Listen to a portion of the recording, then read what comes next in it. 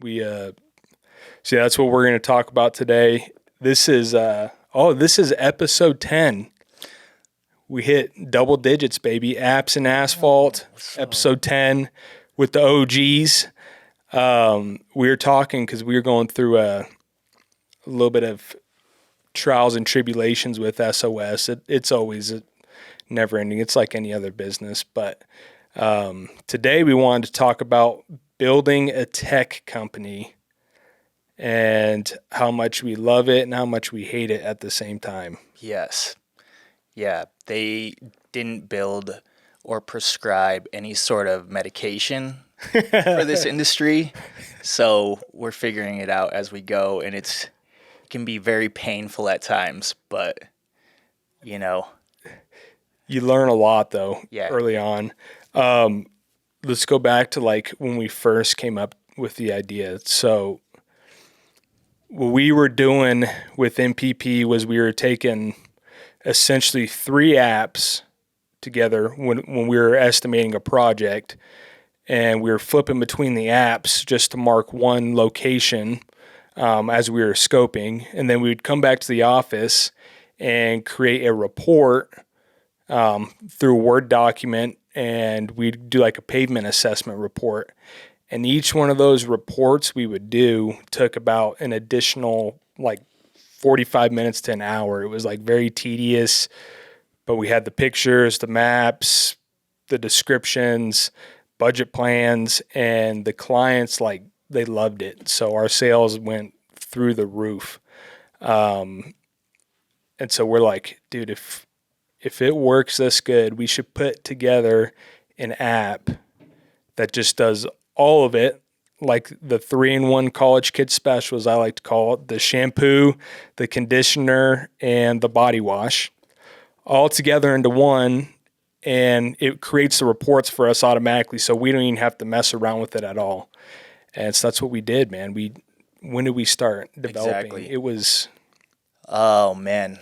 It's going on several years ago now, it's been awesome.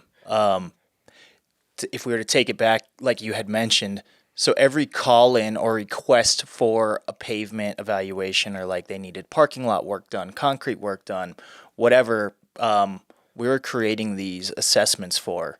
It would be a site map, a topical aerial view of where specific repairs needed to go, along with a description and a video or a picture to couple that. And then we were trying to continue that process through the field as well too. So as we were completing work, we were getting pictures back, flipping them back over to customers, making sure that the customer experience was uncoupled compared to anything else.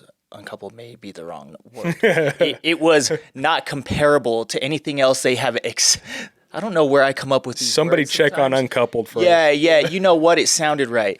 But no, it was uncomparable to other contractors' experiences that property managers, facility managers were seeing at the time. And so the whole deal for us was sell value to our clients, not based on price necessarily, but more value that they were getting from us.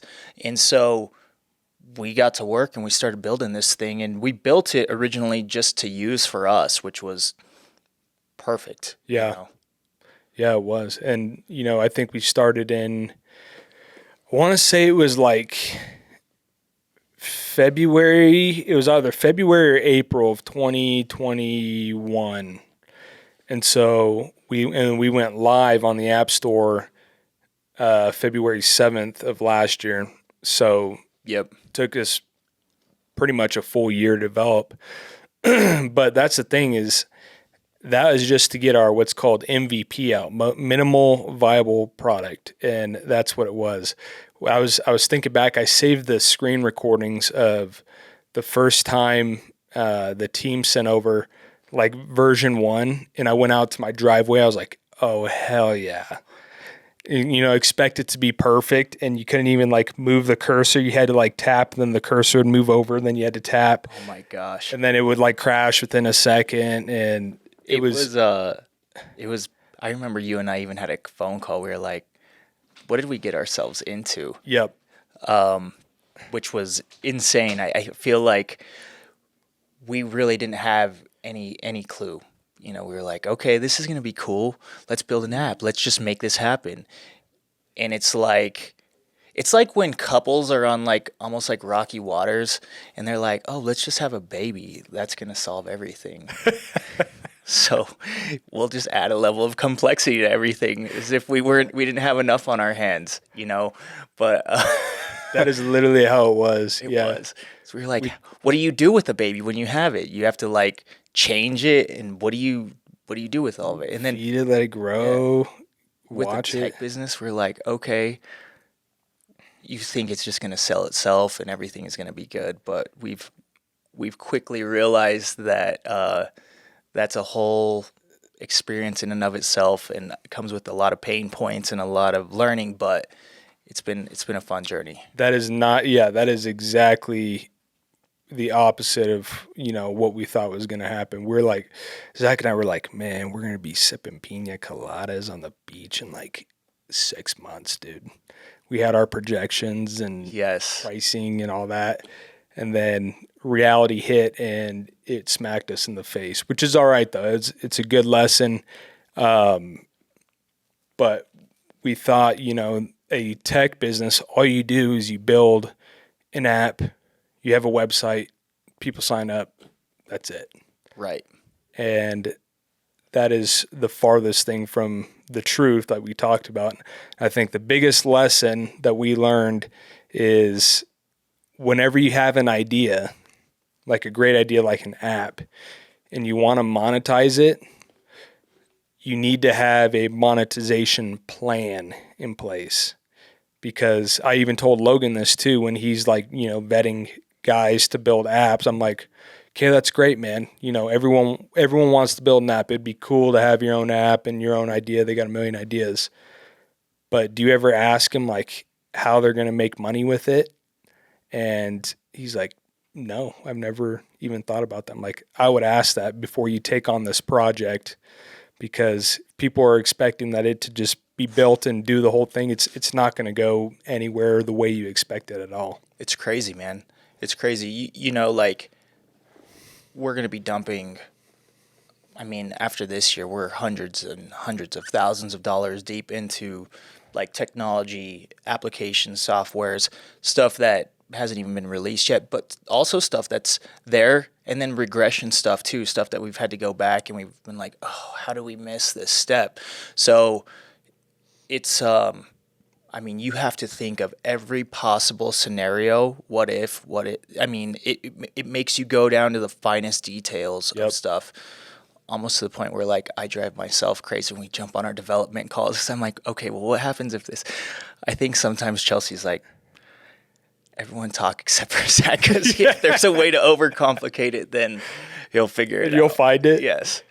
That is it, though. You do have to, there's a lot of what if scenarios, and we tried to think of when you're testing.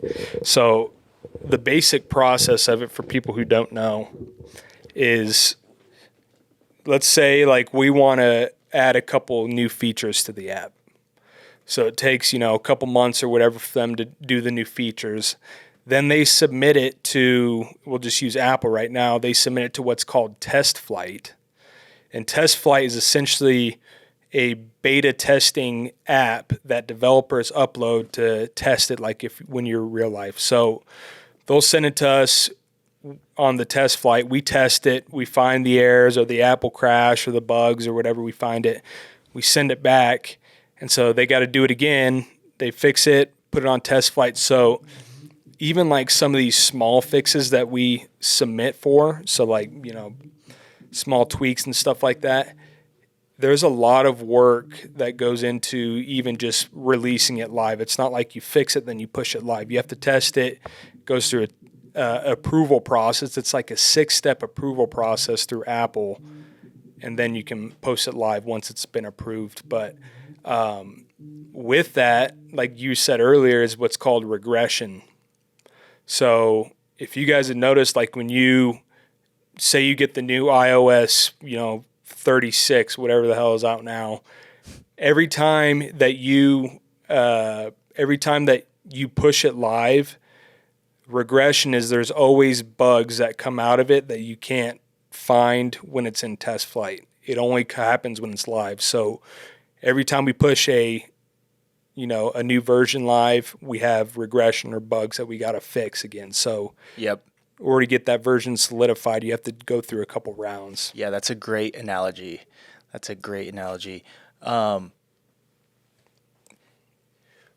Special thank you to all of the clients that signed up and have been loyal clients to us right off the bat. I mean, I think they've seen the value of what we've put out.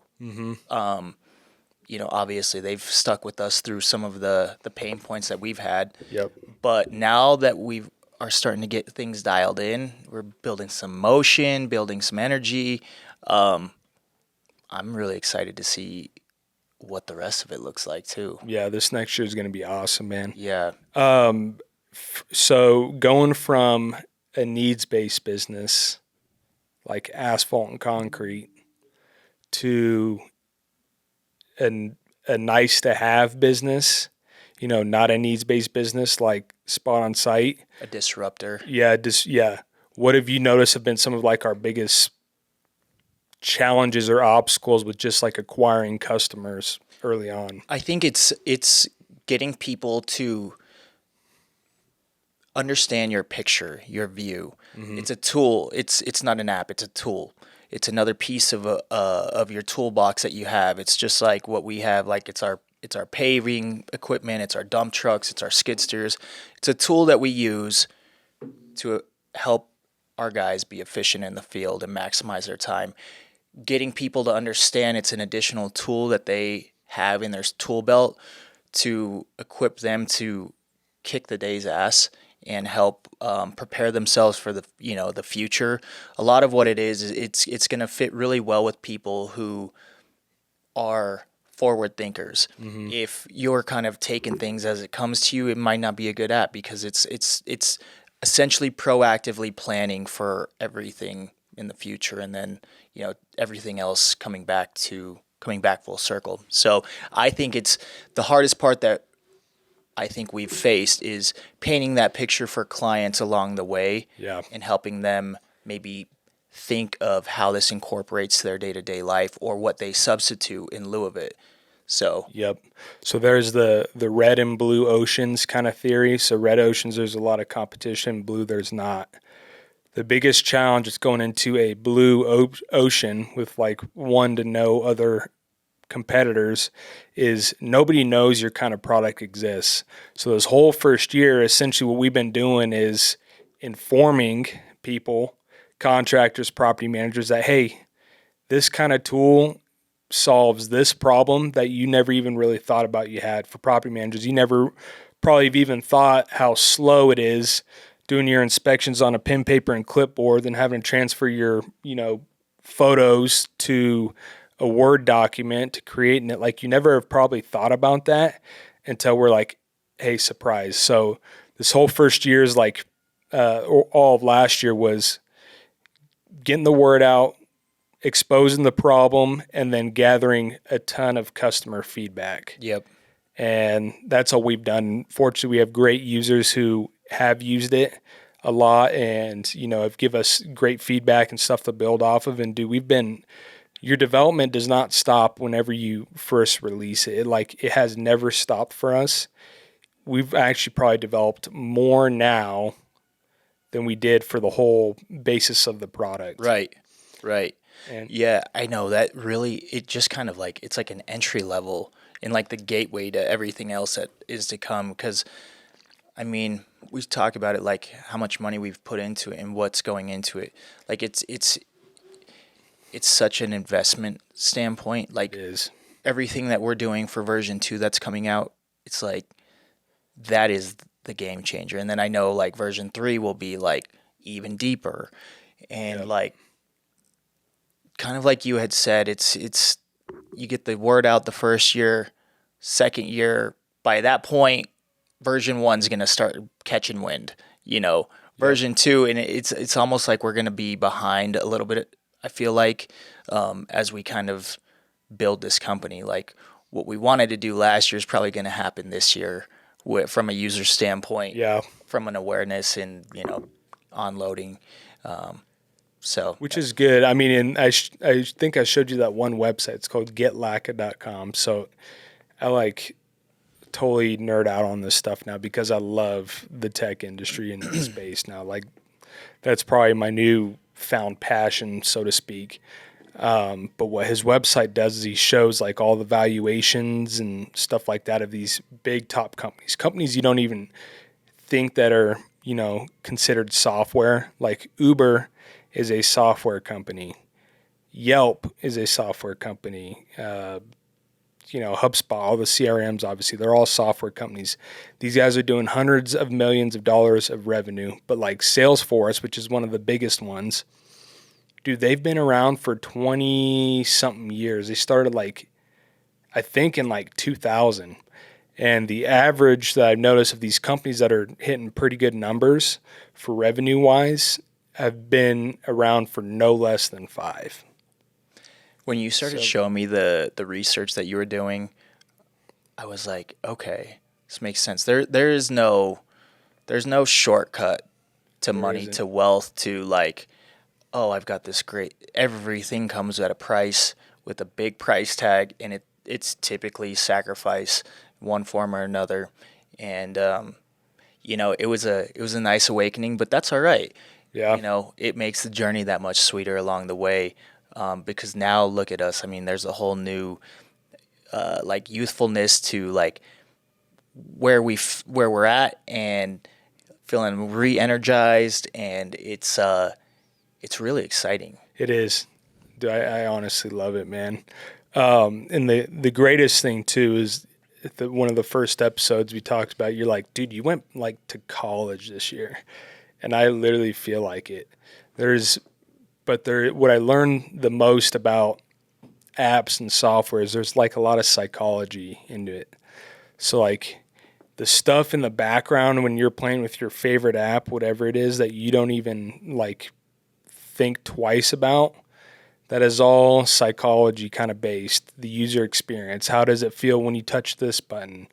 Is it a pain in the butt to hit the back arrow to delete something 50 times?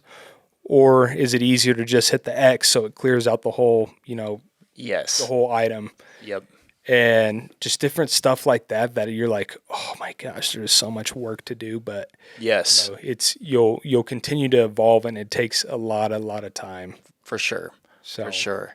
Yeah. Yeah. You did go to college this year. I was floored. Like every day you were coming to me with new stuff that you were learning, and it was awesome.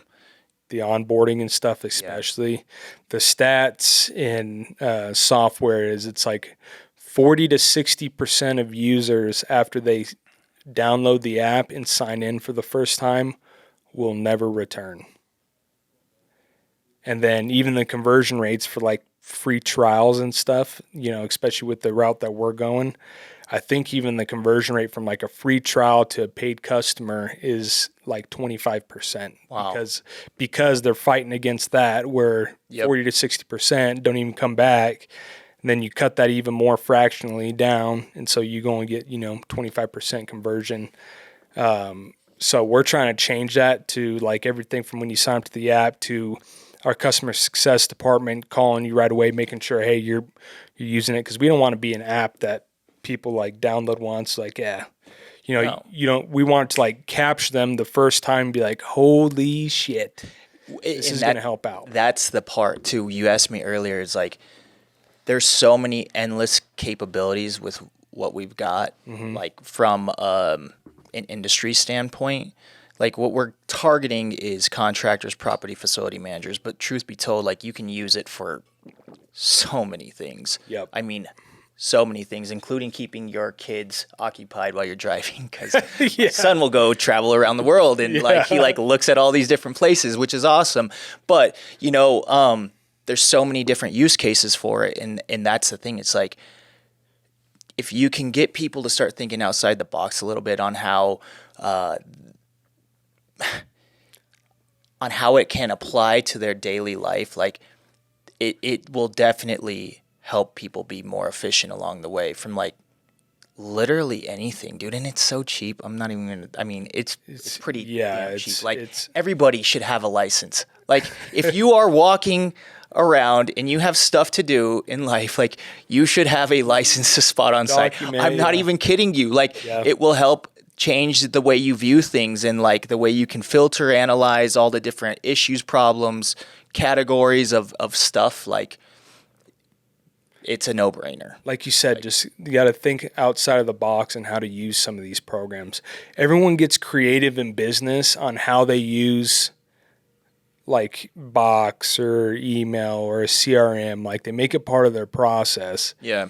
You can we try to build SpotOnSite robust enough to where you can get so creative with it and you can put in your own terminology and stuff like that, that it makes it a lot easier for these people to throw it in the day-to-day stuff. But I agree, man. Like even some of the apps that we used in the past, we used to use a measuring app, and I used the measuring app to show my boy where to go stand when I was engaged, when I was proposing to Megan at a brewery. I created him a site map for where I was going to walk to, so he knew where to stand to get the pictures and knew where to hide. Like, Yes. we've used it on, I mean, just messing around. We used it on the golf course to find like your range. Yep. From the hole. I was talking to my dad, and he's like, "Man, he's got that ranch up in Nebraska," and I'm like talking to him, like, "You should separate your fields so you like know what's CRP, what's Milo, what's corn, where you can." Where you're stuffing birds, what ponds are stocked, everything, like everything. Yeah. And he's like, man, all these farmers can use this too. I'm like, yeah, I know. It is literally like endless. You can use it for whatever. Yep. It's so cool. So that's been the fun part too, is kind of like seeing people's lights go off. Like, are you serious? Cases, yeah. So you're like, just freaking sign up, man. So, but yeah, it's been, a big challenge. There's a lot of different stuff that we didn't even anticipate or expect to come out of it.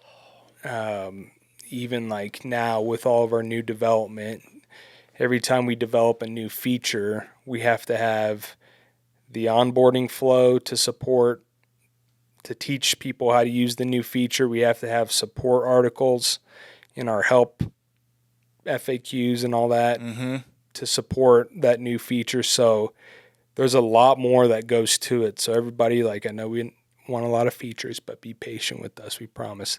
yes. This thing probably by the end of 2020, it's already sweet, dude. Like for $30 a month, it's like ridiculous. But by the end of this next year, this thing is going to be lights out. Lights out. Lights out. So, I'm excited to go back. You should sign up now before I kind of, get to the point where I'm like, I don't want to issue these guys users. I'm just kidding. I can't do that. Keep it exclusive. Yes, I cannot wait, man. I mean, like what we have in store for 2023 is going to be like there's nothing even close to it, from national contractors to people who are in the field. I mean, there's just nothing like it. Yep. So what do you think has been the hardest part about managing or dealing with developers? And by the way, and I'll preface this with, we love our development team. We got essentially kind of two teams running. The original team is still with us, so we got very lucky with developers, because that's a big problem in tech. Is shout out Brett Sutherland. Yeah, Brett Sutherland hooked us up. Yep, great connection there. But the guy who introduced us in that team has been with us from the start. They're great guys. But what are some things for you that are like pain points? I think number one is a lot of developers are overseas, and so the time difference, a lot of times they're having meetings with us at like 11 p.m. to 2 a.m. their time, which is like, makes you think like, man, these guys are running some incredible hours. But at the same time, there's only so much time to have meetings. So productivity is a pain point for sure. I think with that comes like some language barrier, plus you mix in with like, you can only get so much done through video conferencing at a time. Yeah. Those are all hard things to like hurdle through. I think the other thing too is not always understanding the full scope from their side or from our side. I didn't always understand like the front end, back end, and then data that coincides with everything. So there's just a lot of different avenues, just like there is for us too, that I don't think they fully understood. We fully understood from their side too, but Yeah, that's a great way of putting it that's too. kind of what I would say. What about you? Yeah, and I also forgot to shout out our other team, the app guys, Yes. Logan and Chelsea. Logan's actually one of our partners. He's our CTO. Chelsea pretty much handles project manages all our development. Chelsea's a stud, bro. Shout out Chelsea. Yes. So for me, I would say all those same things. You're working, and that's the hard part about overseas coding. Is same thing as like, say you have a tech issue at a customer has a tech issue 5 p.m. our time. These dudes are asleep, so they'll work on it, overnight and sometimes in the morning hours. But it really is kind of a timing thing. So we're working on different solutions for that. Yep. Understanding the terminology, the process, and like we're not coders, developers by any means. Like I still get confused. And then like where they upload all the code and like the process of that, like in the repositories and all that crap. It's nuts, how much goes into it, and the data stacks and like stuff that just kind of flies over our head that these guys actually do and understand. But that's what makes there's so much that goes into making this thing run. Also, developers are expensive. Yes. I Yes. do not care how simple your app is or, how low their hourly cost is. It adds up and it's expensive. So knowing like for us, it's been a big thing, like a big trust thing because we've tried, I think, two different times for MPP to build a custom, software. The second time, these people essentially took 40, 50 G's and just Yeah. gave us nothing. Yeah. You know what? I go Canvas. Just I couldn't even. I have to We have to, because yeah. like it's just bad business. Like it is was like horrible business, literally yep. bad business. Yep. But it is what it is, and the good Lord ends up seeing those things, and like you get underlying blessings somewhere else along the way. And I feel like it is what it is. But you're right. I mean, there's like horror stories with app development, software development, and we've been through them. And so the trust factor is always a big thing weighing on like how do we quantify this? Is this accurate? Is this not accurate? Especially with the estimates, you're Yeah. like, man, you would think it'd just be like up, down, backspace, XYZ, like Shift, Grand shift. Theft Auto Yeah. cheat codes, I'd write those shits down in Right.